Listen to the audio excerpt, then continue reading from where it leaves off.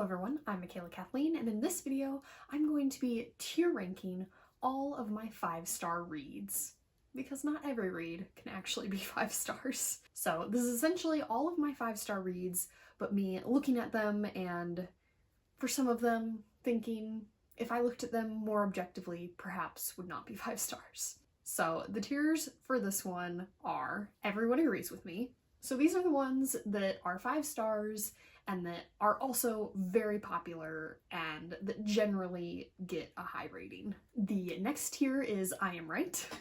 These are the 5-star reads that I just obstinately think that I am right, even if they're not super popular books, or there may be books that aren't super well known but that I think are 5 stars, and I think if they had been more well known, they also would have been well received. The next tier after that is Comfort Read. These are childhood favorites.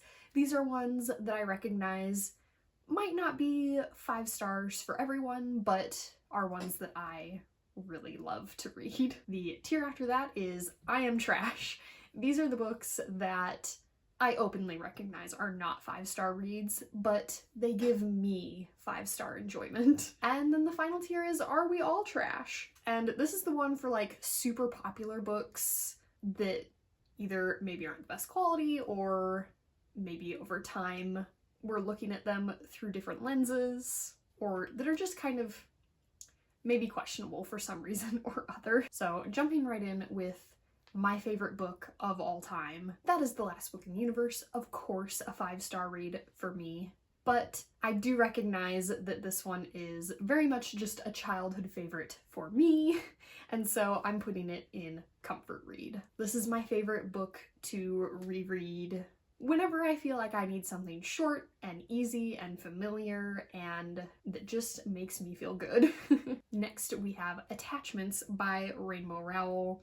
And for this one, I am trash and I recognize it. I'm not usually a huge romance person, but I do enjoy Rainbow's writing style for romance. And the romance in this book is somewhat questionable. This is a story in which a guy who is like in the IT department of a 90s newspaper has just been hired to read all of his coworkers' emails, and he's supposed to flag them if the person is sending not work appropriate emails. And there are these 2 girls at the paper who are best friends, and so they email each other every day at work about all sorts of not work related stuff, but also not like inappropriate things. And so he's never sure if he should flag them or not, and he just keeps reading their emails but not flagging them until he falls in love with one of the women. And the idea of the book was that he falls in love with her for her personality, for her mind. He's never seen her in his life, and so he very much just falls in love with her words, the way she treats her friend, just her emails. And so it's sweet, but it's also creepy. But it's just one of the funniest books I've ever read. I still love the romance. I still think it's really cute, even though it does definitely have a creep element that I can recognize. And so it's 5 stars for me, but I am also trash. And then following that right up with another Rainbow Rowell book, we have Fangirl. These are the 2 Rainbow Rowell books that I've read that I rate at 5 stars. And this one for me goes in Comfort Read. Some people have complained about Kath as a character, but Kath is basically me, so I don't see it. And so yeah, I'm not gonna go so far as to say I am right or everyone agrees with me, but I'm not trash for this one. I refuse. So this one is Comfort Read. Next I have Imposters by Scott Westerfeld. This is a spin-off series of the Uglies series, which was very popular when I was in like middle school, but the spin-off series doesn't seem to have recaptured the popularity of the original series. But the first book in the series, not the others, but the first book, I still give 5 stars, and I am right. The first one in this series is just as good as the 3 original Uglies books. And finally, I have my first Everyone Agrees With Me, and that is Skyward by Brandon Sanderson.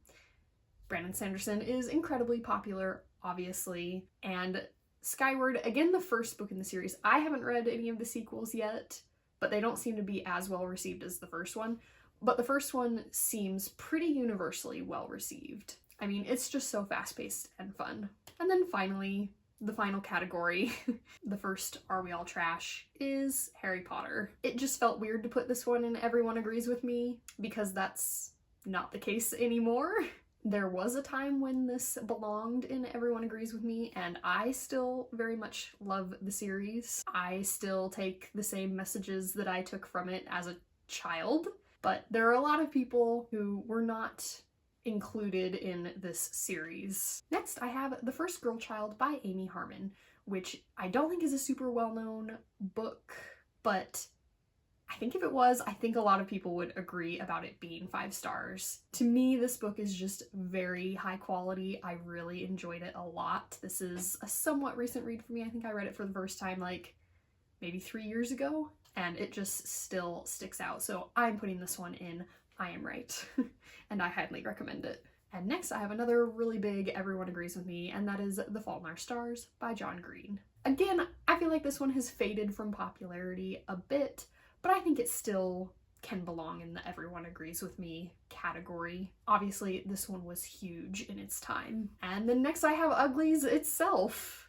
the original series that The Imposters was a spin-off of, and these ones were popular enough in their time that I think I can safely put them in Everyone Agrees With Me. And then after that, we have another not so well-known one, and that is Princess Academy by Shannon Hale. And this one definitely could have gone in comfort read because it is a childhood favorite for sure, but it's so good. I legitimately love it so much that I am putting it in I Am Right. And then after that, we have The Inheritance Cycle by Christopher Paolini. And this one also goes in comfort read. A lot of people have a lot of criticism for this series, saying that it's formulaic, etc. But I still love it, and it's still 5 stars for me. But I'm not going to go so far as to say that all the critics are completely wrong, so I'll put it in comfort read. After that, we have Three Dark Crowns by Kendare Blake. Only the first one in the series for this one, or the first and the third. This was a little bit of a roller coaster of a series for me. The first one is definitely 5 stars for me. The rest of the series a little more questionable.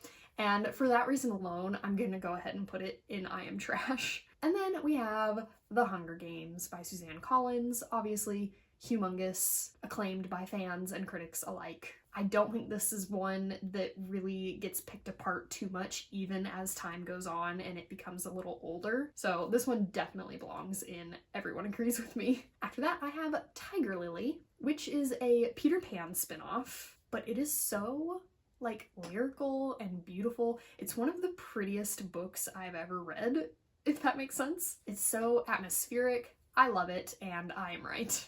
It is 5 stars. But after that, we have another Peter Pan spinoff that I'm going to just put in comfort read, and that is Fairy Dust and the Quest for the Egg. This one's a children's book. I think it's very, very good for a children's book, and the artwork is fantastic, but it's definitely like a childhood favorite comfort read as well. Next, we have A Man Called Ove by Fredrik Backman. Fredrik Backman overall is like just a really acclaimed author in general, and thus far I think A Man Called Ove is his best work. This one just got made into a movie, and so all that means that it definitely belongs in Everyone Agrees With Me. Next, I have Kids of Appetite by David Arnold, which is just one of the deepest contemporary YAs I think I've ever read, but it's not super well known. But again, I think if it was, it would be really highly rated.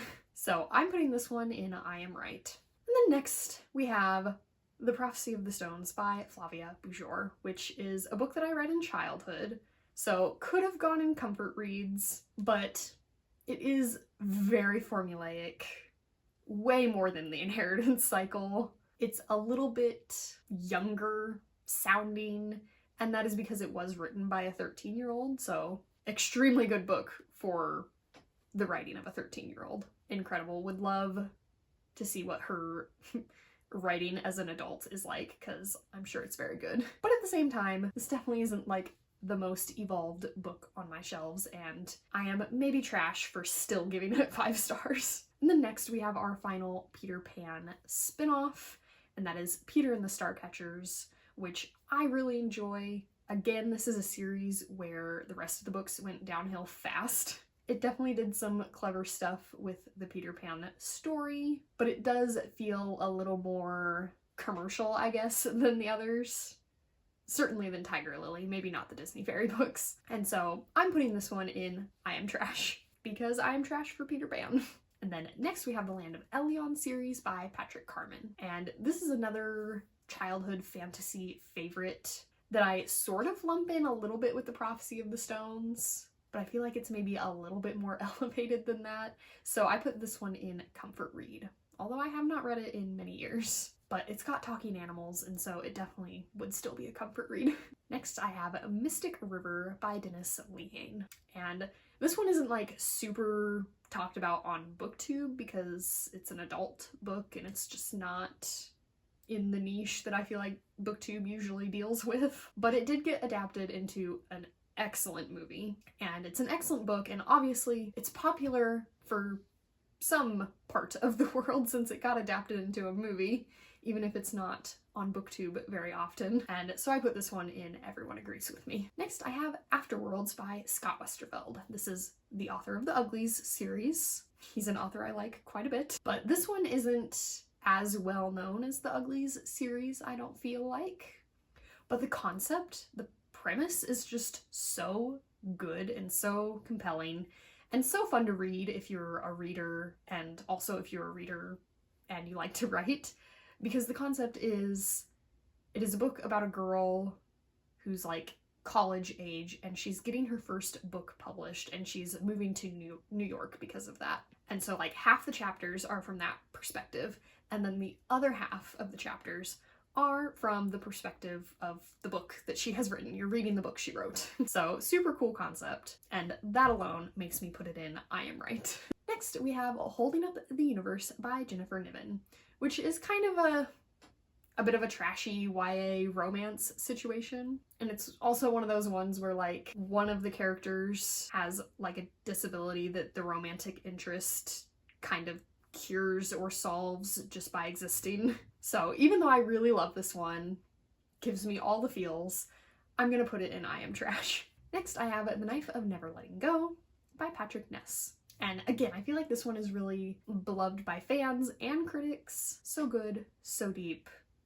Everyone agrees with me. It did get made into a terrible movie though. Next, I have Inkheart by Cornelia Funk. And yeah, this is a childhood favorite for me. Total comfort read.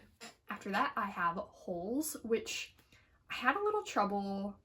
I couldn't decide whether to place this one in Everyone Agrees With Me or Are We All Trash?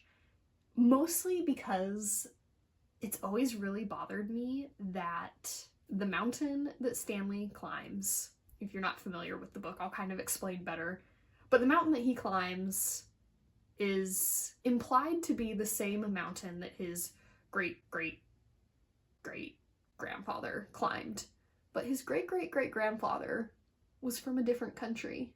And Stanley is like in Texas. So how did the mountain get there? It's always bothered me. Maybe they're not the same mountain, but it's really implied that they are. But that's really, I think, the main problem with the book, which seemed like a silly reason to put it in Are We All Trash? So I put it in Everyone Agrees With Me. This one was huge, got made into a huge movie. This one was so big that like I even had to read it for school, but also everyone loved it, like all of the kids. So a big Everyone Agrees With Me, despite the fact that it bugs me sometimes. And then finally, the last book I have is The House in the Cerulean Sea by T.J. Klune, which I put alongside Harry Potter in Are We All Trash? Mostly, again, because of the controversy surrounding this one.